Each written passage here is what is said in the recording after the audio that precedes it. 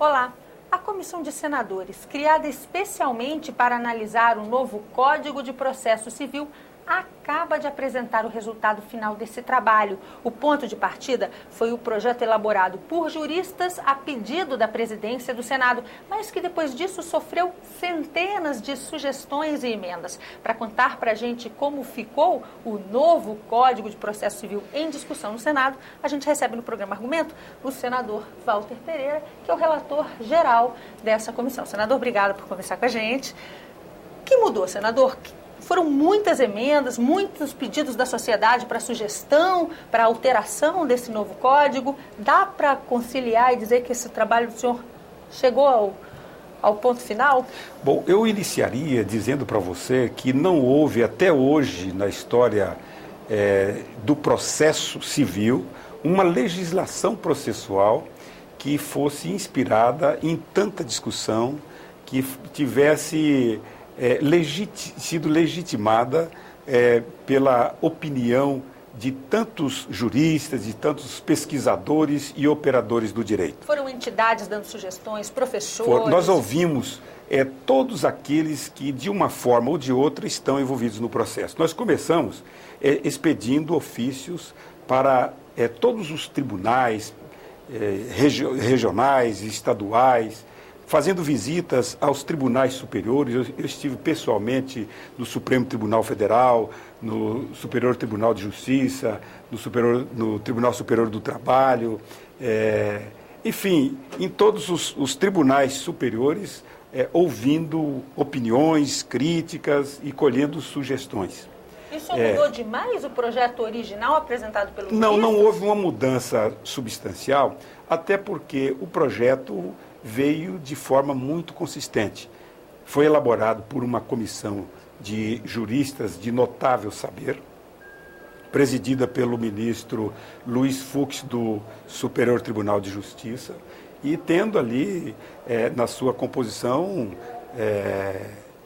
grandes nomes do mundo jurídico brasileiro, né, grandes mestres, como a professora Terezinha Alvim, o doutor Bedak e tantos outros que doutrinam o direito brasileiro, especialmente o direito processual. Dá para dizer que foi um trabalho elaborado por pessoas que realmente atuam nessa área, né, senador? Eu queria aproveitar para perguntar para o senhor, a gente fala de processo civil, Código de Processo Civil. Na verdade, a gente está falando de uma justiça que consiga ser mais ou menos ágil. Dá para dizer que esse novo código vai deixar a justiça brasileira mais ágil? Por quê? Eu não tenho a menor dúvida que o novo Código de Processo Civil vai contribuir decisivamente para desobstruir os canais da justiça. A justiça brasileira tem um histórico de formalismo muito forte.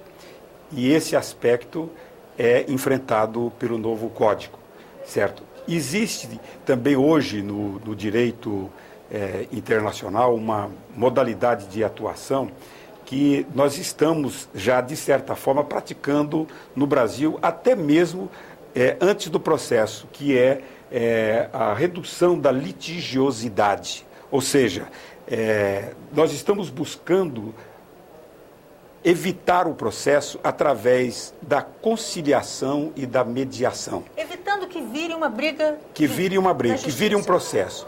Então, essa opção está hoje incorporada nesse novo projeto. Porque se você consegue abortar a demanda já no seu nascedouro, você vai contribuir não só para evitar o inchaço, mas também para desobstruir aquilo que hoje já está entravando a justiça brasileira. A justiça brasileira já recebe muitos processos, além daqueles que vão gerando um passivo difícil de analisar. Nós estamos falando aqui em números estratosféricos. Se você levar em conta o que tramita na justiça dos processos novos, com os processos antigos, daqueles que estão na Justiça Federal, nas justiças estaduais, nos tribunais especiais, como o Tribunal do Trabalho, etc., nós estamos falando de algo em torno de 86 milhões de processos. Então, você vê o que é a justiça brasileira. O senhor falou agora há pouco. E veja o seguinte, existe também, por exemplo, dentro dessa proposta da desobstrução e do combate ao formalismo, nós estamos trazendo para o direito brasileiro uma experiência do direito alemão que já está, de certa forma, sendo vivida nos tribunais superiores. Nós estamos trazendo para a justiça singela, quer dizer, para a primeira instância, que é o incidente para a resolução de causas repetitivas. Esse incidente prevê, por exemplo, o julgamento de causas iguais, causas que têm os mesmos fundamentos, que têm a mesma inspiração e que, de repente, um juiz demora para julgar e o outro julga com rapidez. Um julga de um jeito e o outro julga de outro. E a partir então, desse tudo isso aí, como é que fica, senador? Aí, o que acontece, que vai acontecer? A partir desse momento, o juiz, quando declara o incidente para a resolução de demandas repetitivas, sobresta todas as ações que estão em andamento para julgar aquele caso que passa a ser um paradigma. E julgando esse, está julgado todo.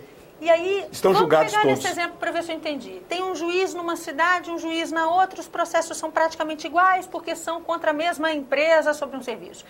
Um juiz consulta num sistema integrado e diz, não tem nenhum incidente de resolução, eu crio aqui. No que ele criou, o que está o juiz da cidade vizinha já não vai poder, então, ter a sua própria resolução. Ele vai acatar aquela primeira? Instaurado o incidente, as ações todas paralisam, que dizem respeito à mesma causa, que tem o mesmo fundamento, e aí decide aquele. Decidiu aquele, estão decididas todas as causas, numa só Isso penada. Só funciona numa justiça altamente integrada, né, senador? É uma justiça integrada. Então, e a justiça brasileira hoje está integrada suficientemente para fazer valer isso? A justiça brasileira está sofrendo uma evolução muito grande, muito rápida, porque ela está linkada nessa demanda da sociedade que quer uma justiça que lhe dê resposta. E ela tem tomado iniciativas próprias, mesmo sem a institucionalização delas. Veja, por exemplo, no caso que eu citei aqui de conciliação, certo? Hoje nós andamos pelo Brasil inteiro, nós andamos em 10 estados, aliás, em 8 estados praticamente, e passamos a ver experiências que estão sendo desenvolvidas pelos estados de conciliação que são exemplares, que têm já contribuído para evitar a instauração do processo. E que agora, pelo Código de Processo Civil, passam a existir na legislação brasileira como um padrão. Passam a existir como até uma obrigação, certo? A tentativa de mediação, a tentativa de conciliação, ela, pelo novo projeto, passa a ser uma obrigação. As partes têm que analisar se é possível ou não fazer a conciliação.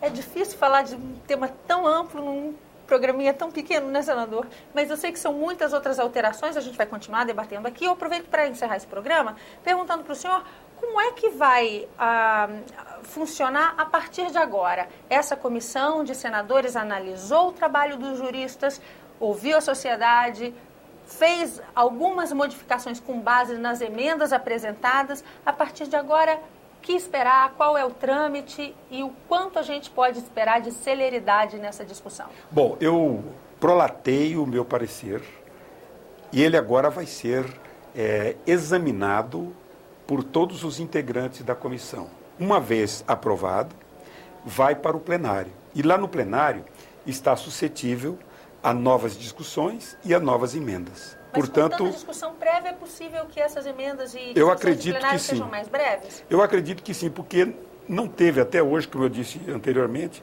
um projeto com tanta discussão. com tantas sugestões, certo?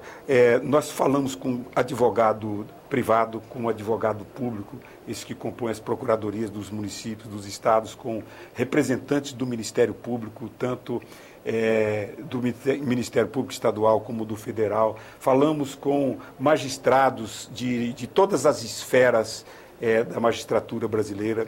Enfim, há uma discussão efervescente, uma discussão que maturou muito e maturou com bastante rapidez, e isso nos dá uma tranquilidade de que não haverá problema para a sua tramitação.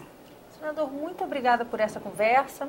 Nós conversamos neste programa com o senador Walter Pereira, que é o relator da comissão criada especialmente para analisar o novo Código de Processo Civil. O relatório dele acabou de ser apresentado, agora começa uma outra etapa do trabalho, a discussão no Senado propriamente dita, pelos senadores até em plenário. A você que nos acompanha mais uma vez, muito obrigada por estar com a gente. Eu sou Ângela Brandão e este é o programa Argumento, para a TV Senado, para a Rádio Senado e para as emissoras conveniadas. Quer ver de novo esse programa ou trechos dele? Está disponível na internet. O endereço www.senado.gov.br/TV. E ali mesmo você pode deixar suas sugestões e opiniões. Tchau, até a próxima.